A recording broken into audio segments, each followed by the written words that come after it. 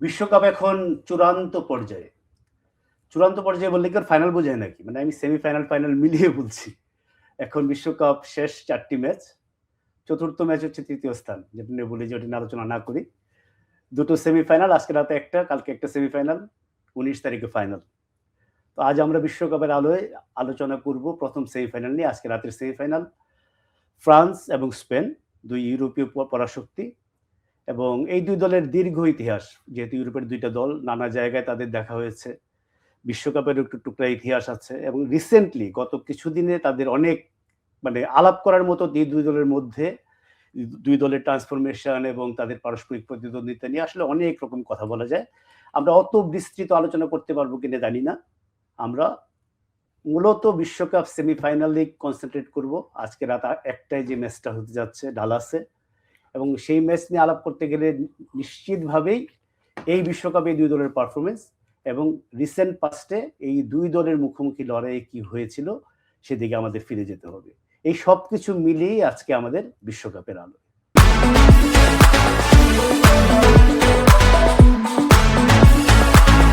বিষয় তো বললাম, বিষয় যদি থিম বলি, আমরা একটা বিষয় রাখি, আমরা স্পেন ফ্রান্স আমাদের বিষয়, এটা মোটামুটি বুঝে আপনারা সবাই জেনে গেছেন এর মধ্যেই। এটাকে যদি আমরা একটু নাটক করি যে ফ্রান্স স্পেন আসলেই কি ফাইনালের আগে ফাইনাল, এই প্রশ্নের উত্তর দেওয়ার জন্য চিরচেনা অতিথি মারুফুল হক, কোচ এবং ফুটবল বিশ্লেষক। এটাকে বলা হচ্ছে ফাইনালের আগে ফাইনাল। আসলেই কি এই ওয়ার্ল্ড কাপের পারফরমেন্স যদি আমরা বিবেচনায় নেই, এটা কি বেস্ট ২টা দল সেমিফাইনালে দেখা হয়ে যাচ্ছে বলবো আমরা? আপনি যথার্থই বলেছেন। আসলে ফাইনালের আগে ফাইনাল।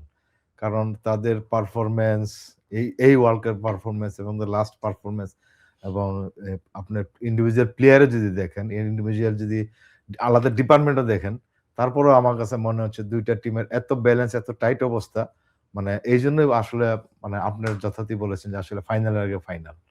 এই বিশ্বকাপে ২ দলের অগ্রযাত্রার দিকে যদি আমরা তাকাই, ফ্রান্সেরটা ওই প্যারাগুয়ের ম্যাচটা ডিফারেন্ট, সবাই জানে, এবং প্যারাগুয়ের ম্যাচটাতে ফ্রান্স শেষ পর্যন্ত পার হয়ে গেল। ওইটাও এই দলটার আরেকটা কোয়ালিটি শো করেছে, যেখানে মোর ফিজিক্যাল, বলবো যে একটু ডার্টি ফুটবল। সেটা এমবাপ্পে সেটা বলেছেন যে আমরাও এটা খেলতে পারি। তো এর বাইরে বাদ দিলে সত্যিকার অর্থে স্মুথ সেলিং। স্পেনের ক্ষেত্রে সেটা না।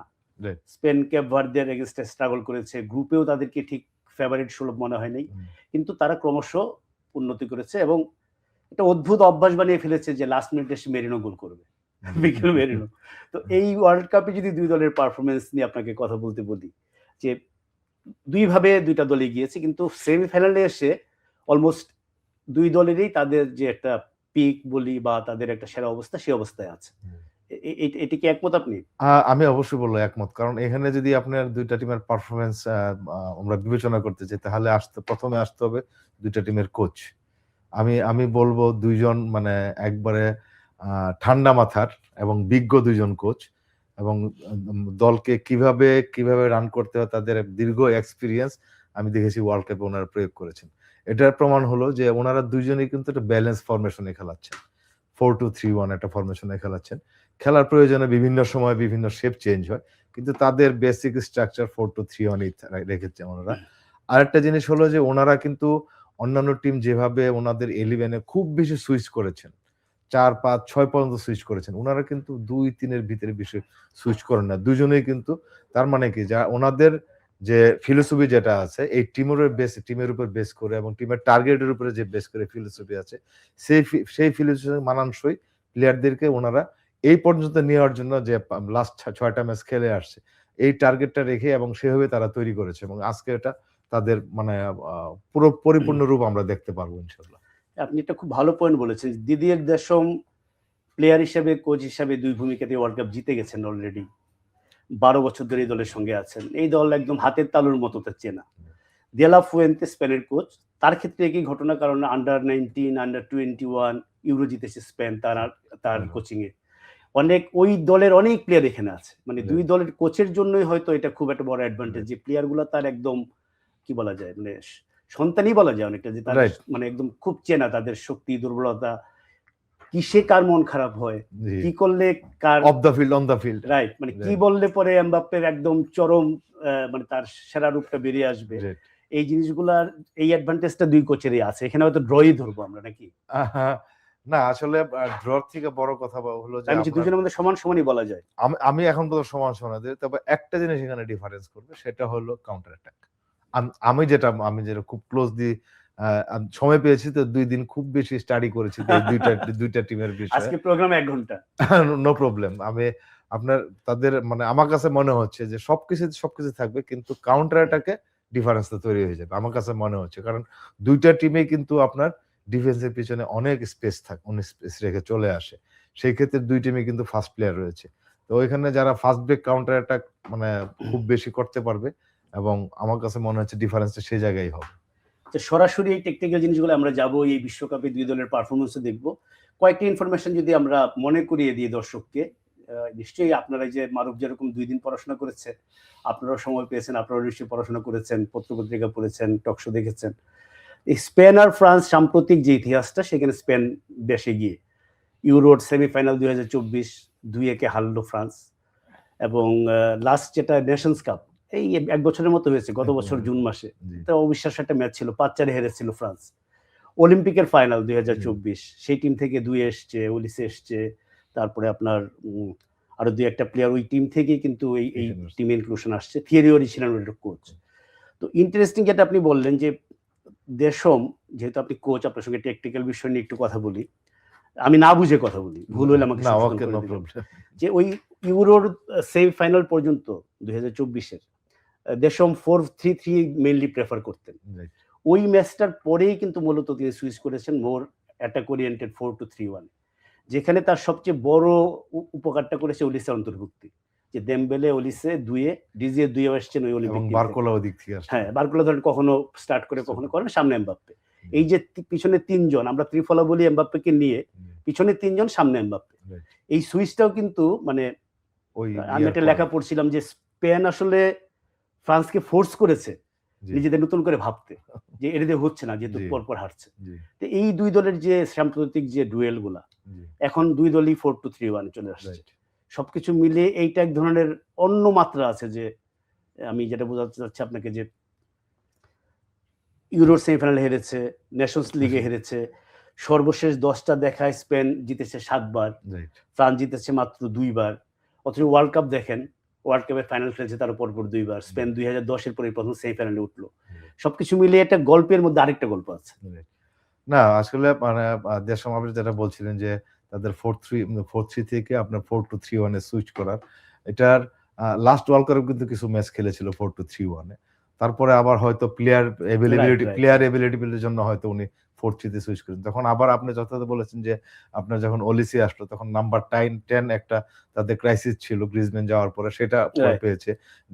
ডেম্বেলে এবং তার ধারাবাহিক পারফরম্যান্স তাকে ওই জায়গাটা কনফার্ম করেছে। এবং আমরা আগের ওয়ার্ল্ড কাপ গুলোর দিকে কি দেখেছি বা ইউরোতে দেখেছি যে তার নাম্বার 9 একজন থাকতো, এবং সবসময় এমবাপ্পে লেফট সাইড দিয়ে স্টার্ট করতো। কিন্তু এখন এমবাপ্পে বলবো যে একবারে টিপিক্যাল নাম্বার 9 কিন্তু সে না। সে কিন্তু আপনার ওই জায়গা থেকে খুব একটা বল নেয় না, কিন্তু ফিনিশিংটা ওই জায়গা থেকে করছে এবং তার আশপাশ থেকে করছে, এবং একই সঙ্গে ওখানে 2 আসছে। এইজন্য যে তাদের যে অ্যাটাকিং ভেরিয়েশন, আবার যেটা আমি বলতেছি 4-2-3-1, এটা কিন্তু আপনার সব জায়গাতে ব্যালেন্স দেয়। আপনার অ্যাটাকিং এ ব্যালেন্স দেয়, এবং আপনার মিডফিল্ডে ব্যালেন্স দেয়, ডিফেন্সে ব্যালেন্স দেয়। আপনি যখন যে জায়গায় পজিশন, সে জায়গায় ওভারলোড করতে পারবেন খুব সহজে, কিন্তু 4-3 তে কিন্তু খুব সহজে ওভারলোড করা সম্ভব হয় না। যদি ওভারলোড করতে হয়, সময় দিতে হয়, অথবা একটা জোন খালি করে যেতে হয়, গ্যাপ পড়ে যায়। কিন্তু 4-3 এমন একটা ব্যালেন্স, এইজন্য এই নির্ভর করে আসলে প্লেয়ারের উপর নির্ভর করে আপনার সেই কোয়ালিটি প্লেয়ার আছে কিনা, এবং সহজে সেগুলো মানায় নিতে পারবে কিনা। এটা একটা উদ্দেশ্য ছিল আমার কাছে মনে হয়। হাতে প্লেয়ার থাকলে অলমোস্ট বেশিরভাগ টিমে এবার দেখছি যে এই 4-2-3-1 একটা, একসময় যখন 4-4-2 নামে একটা ফুটবল ম্যাগাজিন আছে, সেদিন আপনার সঙ্গে আলাপ হচ্ছিল যে একটা ফরমেশন কত বিখ্যাত হলে ওই নামে একটা ফুটবল ম্যাগাজিন হতে পারে। 4-3-3 তো সেই প্রাচীন কালের ফরমেশন, কিন্তু এই 4-2-3-1টাই এখন আমি যদি হাল ফ্যাশন বলি, এখন যদি আপনাদের প্লেয়ার থাকে, probably this is the most ideal formation. কারণ 4-4-2 হলো আপনার লাস্ট মডার্ন এডিশন, আপনি যেটা বল লাস্ট মডার্ন এডিশন। তারপরে যেটা আসলে এখন যেটা আছে সেটা 4-3-3 এবং 4-2-3-1। এখন 4-3-3 হয় আপনার হয় কি দুইটা টিপিক্যাল উইঙ্গার লাগে, একবারে টিপিক্যাল উইঙ্গার লাগে। আবার 4-2-3-1 এ সেখানে আপনার সেই উইঙ্গারে আবার মিডফিল্ডে মাঝখানে আসছে। আসতেছে, আবার ডিফেন্সে যাচ্ছে, এটা এই জন্য।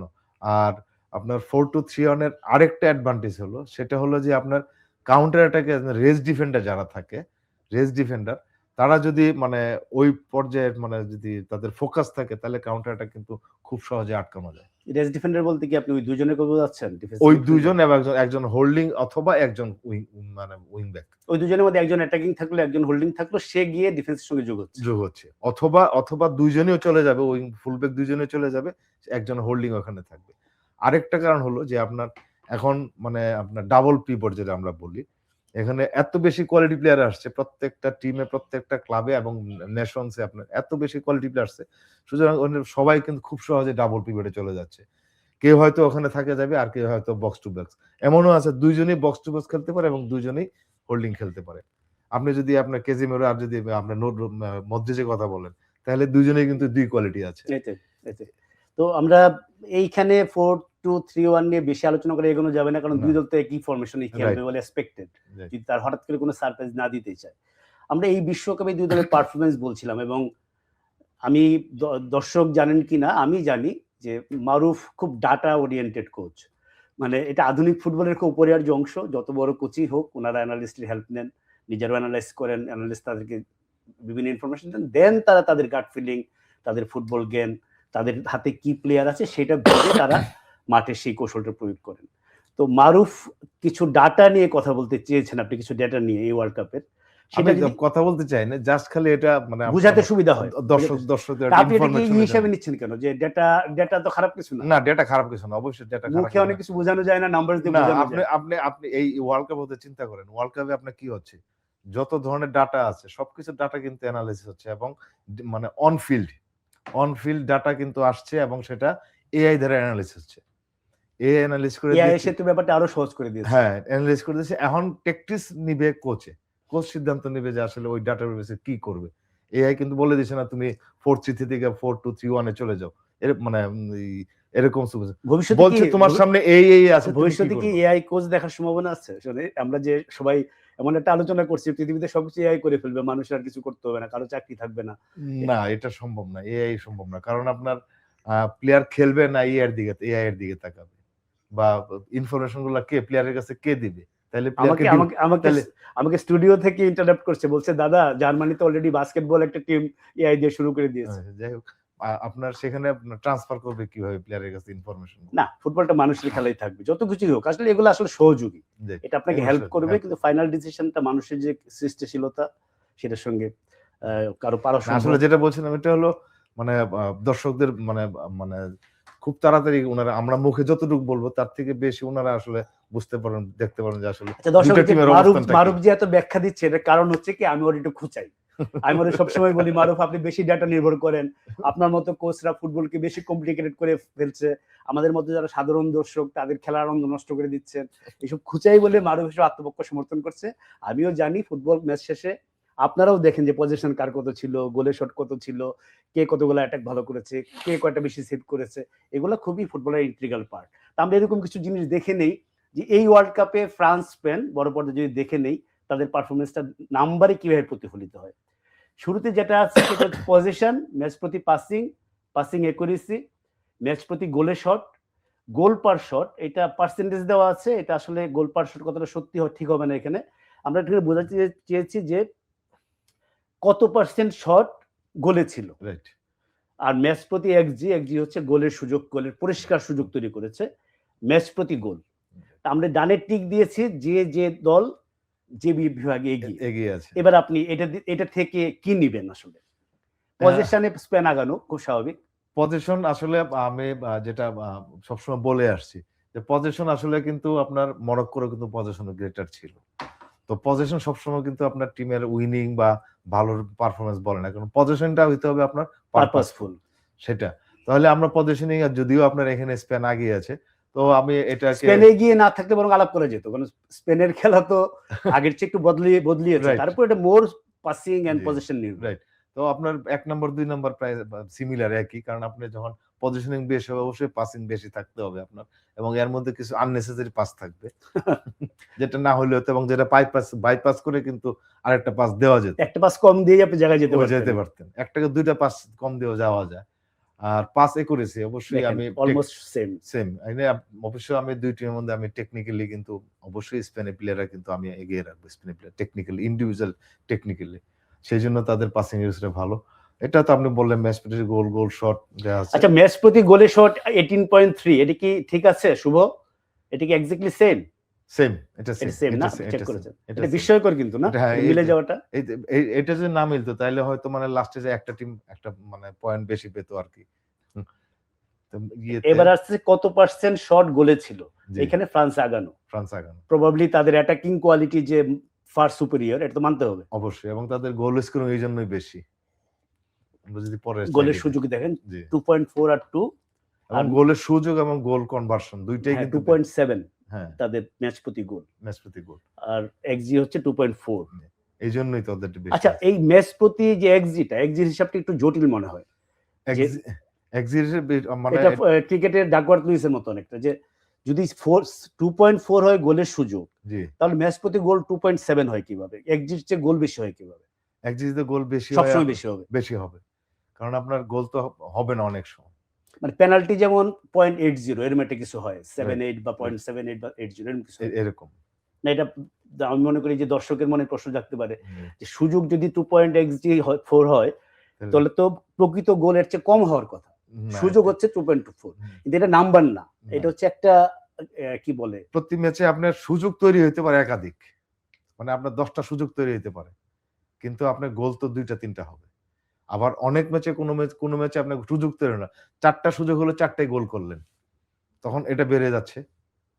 মানে এক্সজিতে তো আসলে পরিষ্কার গোলের সুযোগ,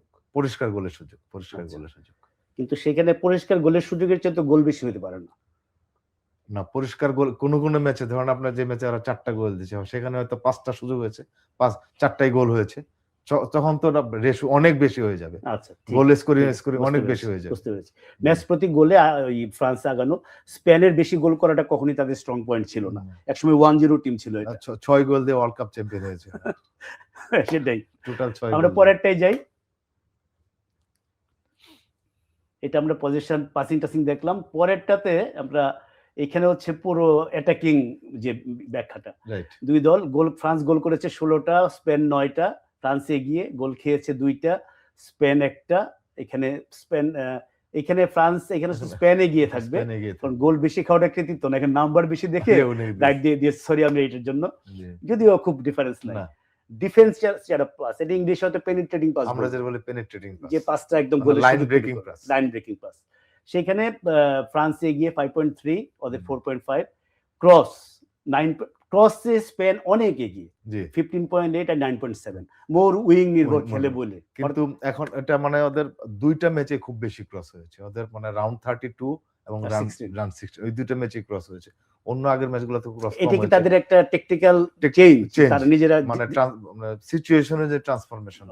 আর এখন বলতে পারেন যে এত ক্রস কোনো গোল হয় না, আসলে তাদের ওই নাম্বার 9 মানে আপনার এমবাপ্পে কাজে লাগানোর মতো লোক নাই। সফল ক্রস 1.3, 2.8, মানে ক্রসগুলো ভালো ছিল, কাজে লাগেনি সেটা অন্য কথা। ক্রস একুরেসি 14%, 18%, ক্রসও ভালো, মানে কোয়ালিটির দিক দিয়েও স্পেন আগানো।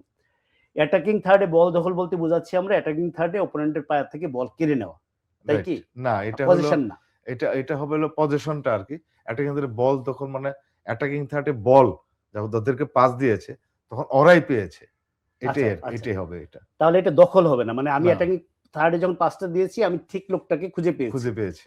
এখানে 4.8 আর 6.3 স্পেনের ক্ষেত্রে আগানো, এটা একটু ব্যাখ্যা করবেন। এটা হলো অ্যাটাকিং থার্ডে বল আপনার যখন আপনার পাসগুলা যখন মিডল থার্ড থেকে অ্যাটাকিং থার্ডে পাস দেওয়া হয় তখন কিন্তু তাদের আপনার ভেরিয়েশন থাকে খুব বেশি, এবং সেটা উইং থেকে মিডলে আসে, মিডল থেকে আবার উইং এ যায়, আবার কোন সময়। কাদের কথা বলছেন? আমি স্পেনের কথা বলছি, কারণ ওরা যে আমরা বললাম যে ডিরেক্ট খেলে না, ওরা বিভিন্ন হয়ে যায়, এই জন্য ওদের ওই জায়গাতেই হয়তো ধরেন যে আপনার লামেল ইয়ামাল দিল আপনার ইয়াকে পেড্রো আবার ওকে দিল, ওখানেই খেললো, এই জন্য তো 5টা ওদের ওখানে নাম্বারটা বেশি, কিন্তু আপনার কি করে আপনার ফ্রান্স কি করে, ফ্রান্স এখানে একটা দুটো টাচের পরেই ওরা সরাসরি গোলে অ্যাটাক করে অথবা ক্রস করে ফেলে। আচ্ছা, এই 4.8 6.3 এটা কি নাম্বার বুঝবো আমরা নাকি পার্সেন্টেজ পার্সেন্টেজ না?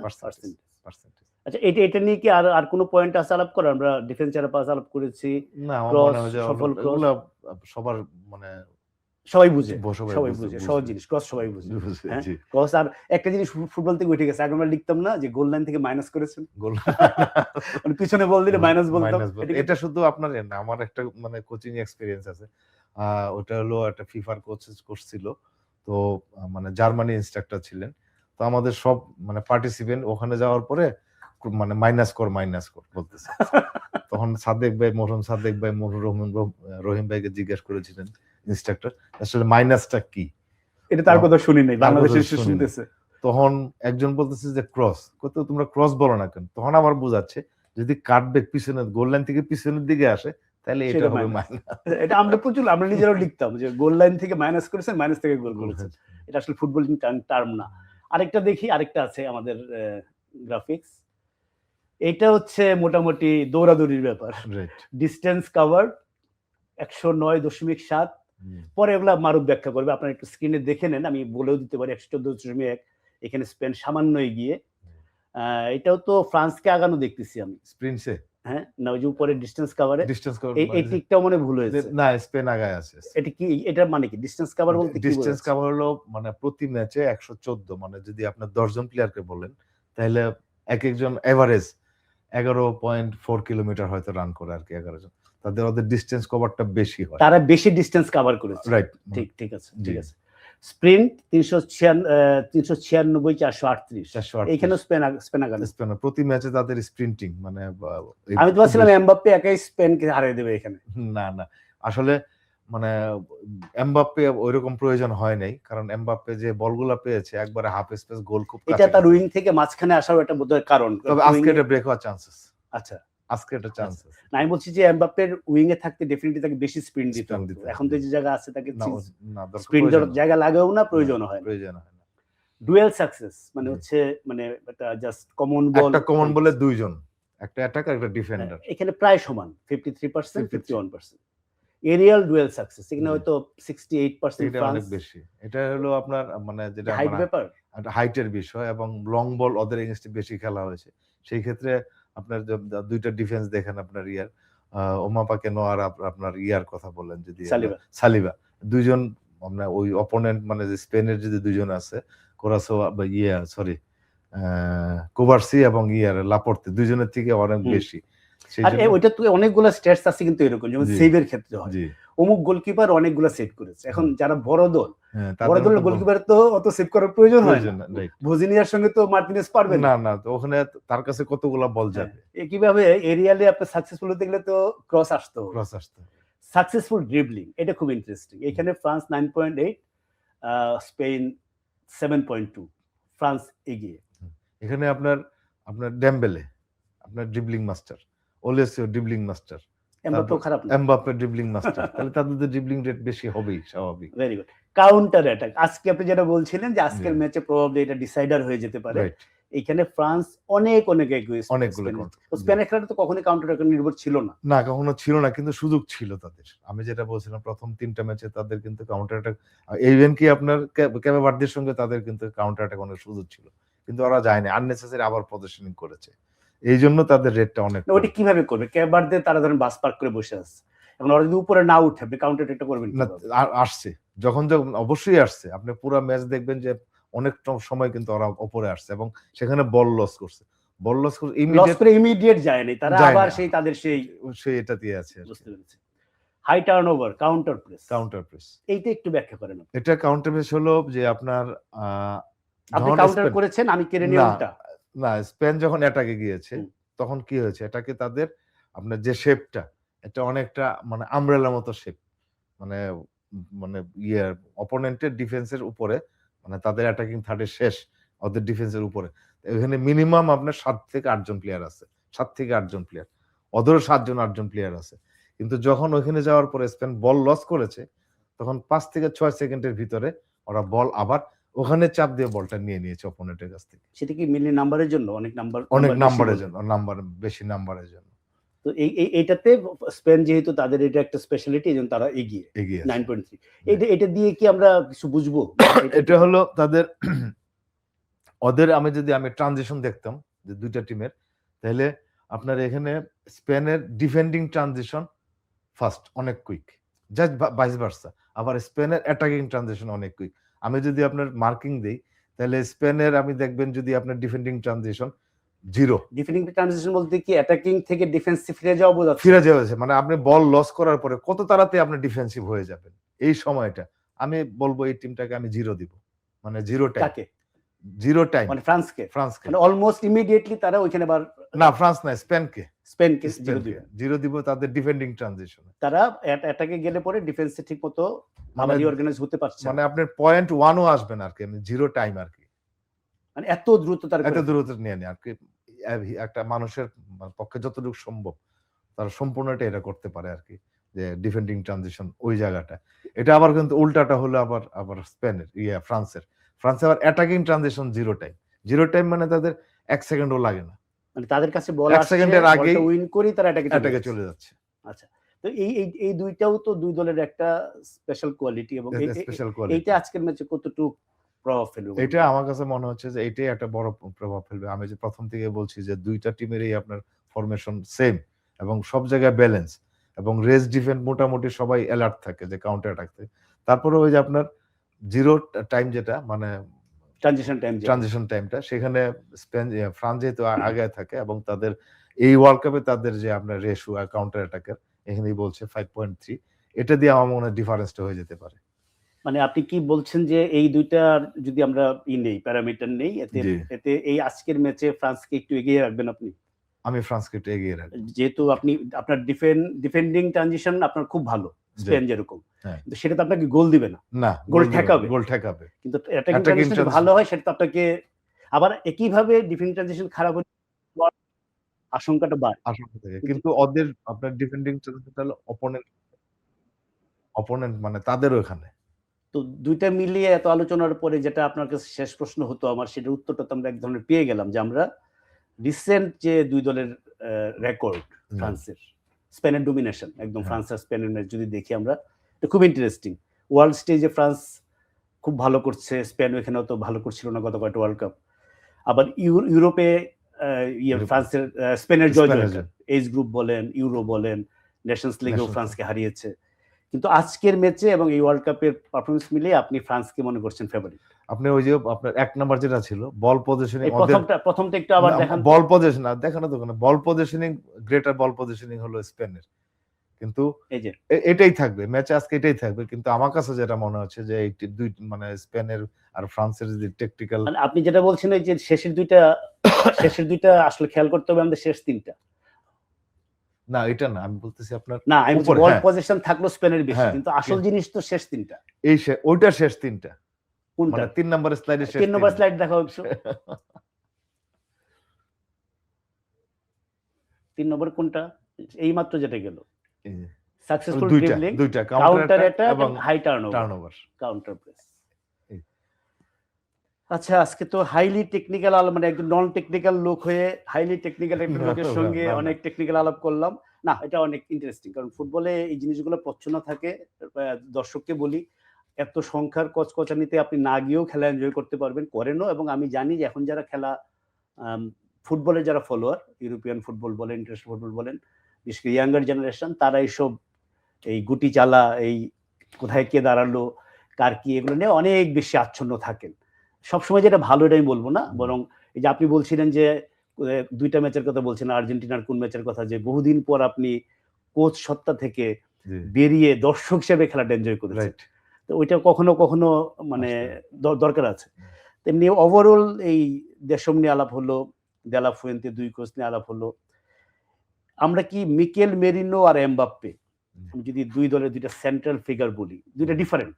এমবাপ্পে হচ্ছে এই ফ্রান্স দলের মুখ, 8টা গোল, সর্বকালের সেরা গোলদাতা হবেনই একদিন, ধরে নেওয়া যায়। আর মেরিনো হচ্ছে নামেন 4 মিনিট, 5 মিনিট, 3 মিনিট, 10 মিনিট, হাইস্ট মনে আধা ঘন্টা খেলেছেন, কিন্তু বড় দুইটা ম্যাচে তিনি ডিসাইডার হয়ে গেলেন বদলি নেমে। এই দুইজন নিয়ে যদি দুইটা কথা বলেন, আজকের ম্যাচেও কি দুইজন, এমবাপ্পে ডেফিনেটলি ক্রুশিয়াল, জি। মেরিনো কি আজকে ম্যাচে এরকম বাড়তি কিছু? আমার কাছে এরকম কিছু মনে হয় না, কারণ আপনার ওইটা হলো আপনার নিজে ক্রিয়েট করা। এমবাপ্পে কিন্তু নিজে ক্রিয়েট আর মেরিনো পেয়ে গেছে। পেয়ে গেছেন। আসলে মানে এই ধরনের বল সবসময় পাবেন এরকম কোনো, কিন্তু এমবাপ্পেকে না পেলেও উনি মানে ক্রিয়েট করে নিবেন আরকি। এইটা হলো দুজনের ডিফারেন্স। মানে আমি আমি এই দুজনের সঙ্গে তো তুলনা, মানে এটা না, তুলনা লোকজন তো মানে আমাকে পাগল ভাববে। না, না তুলনা মানে আপনার ম্যাচের রেজাল্ট মানে রেজাল্ট ঠিক আছে। ইনফ্লুয়েন্স আর ওইটা তো অনেকটা আসলে লাকেরও ব্যাপার। লাকের মানে আপনি 2-3 মিনিট 5 মিনিট খেলে নেমেই একটা গোল পেয়ে যাবেন। জি। এবং মেরিনোরটা খুব ইন্টারেস্টিং লেগেছে যে তার বাবার মতন উনি সেলিব্রেশন করেন। তার বাবা ওসাসুনায় খেলতেন। কর্নার ফ্ল্যাগটা গিয়ে সার্কেল দেন। ওই সবকিছু মিলিয়ে পরপর 2টা ম্যাচ হয়েছে বলে নামটা আসলো। নাহলে তো স্পেনে এর থেকে অনেক বড় তারকা জি। আছে। তো মারুফ, আমাদের প্রায় শেষ পর্যায়ে। ওভারঅল যেটা সাম্প্রতিক ইতিহাস বাদেও ইতিহাস যদি আরো অনেক পুরনো যাই, সেখানেও স্পেন এগিয়ে 18 গোলে, 18টা জয়ে, জি। ফ্রান্স 13টা। এগুলা কোনো কিছু মিন করে না হয়তো। জি। ওয়ার্ল্ড কাপে এবং আমাদের যে স্টেটস এটাও মিন করে না। আমি এতক্ষণ মানে আমার জ্ঞান থেকে আমি বললাম যে এই ডিফারেন্স। আসলে দেখবেন আজকের ম্যাচে এমনও কি হইতে হবে? পারে, যে আপনার স্পেন তাদের আউটস্ট্যান্ডিং কিছু করে ফেললো, হয়তো তাদের এই কোন স্টেটস কোনো কিছু কাজে দিল না। এগুলোর উপর দিয়ে আবার একটা আউটস্ট্যান্ডিং কিছু করলো। এটা একদম হতেই পারে। একদম ঠিক বলেছেন। এবং সবকিছু যদি আমরা এরকম টেবিলে বসে ডেটা না। দেখে গ্রাফিক্স দিয়ে করতাম, তাহলে তোমরা খেলা দেখতাম না। না, আমরা জানি যে খেলা এমন কিছু হয়ে যেতে পারে যেটা আমরা কল্পনাও করিনি, কল্পনা অভাবনীয়। সেটাই। প্রিয় দর্শক, আজ এই পর্যন্তই। আমরা যেটা বললাম যে খেলায় এমন কিছু হয়ে যেতে পারে যেটা আমরা ভাবি নাই, কিন্তু যেটা আসলে আমাদের প্রিয় পাস টাইম, এটা আমাদের সবার যে আলোচনা করা, বিশ্লেষণ করা, প্রেডিক্ট করার চেষ্টা করা, কি হবে অনুমান করা। এবং এটার মজাটা হচ্ছে যখন খেলাটা শুরু হবে তখন একটা মিলিয়ে নেওয়ার সুযোগ থাকে যে আমি তো এরকম ভেবেছিলাম, আসলে কি হচ্ছে। না হলেও একটা মজা, মিলে গেলেও তো একটা মজা আছে। কিন্তু আমি যেটা এক্সপেক্ট করি এবং ওইটা যেন সত্যি হয়, ফ্রান্স স্পেন সত্যিকার অর্থেই একটা ধ্রুপদী ম্যাচের প্রতিশ্রুতি দিচ্ছে। ওয়ার্ল্ড কাপ সেমিফাইনাল, যেটা আমরা বলছি ফাইনালের আগে ফাইনাল, এই ম্যাচটা এমন হয়ে যেতে পারে যে ওয়ার্ল্ড কাপ ইতিহাসে বহুদিন পরে হয়তো আমরা যখন ফিরে তাকাবো, আমরা ফাইনালটা কেমন হবে তো আমরা জানি না এখনো, কারা উঠবে তারাও জানি না। হয়তো এই ম্যাচটা আমাদের মনে হবে যে ম্যাচটা একটা হয়েছিল বটে। এই আশা যেন পূর্ণ হয়, এই কামনা করেই আজকের মতো শেষ করছি। সবাই ভালো থাকবেন, সুস্থ থাকবেন।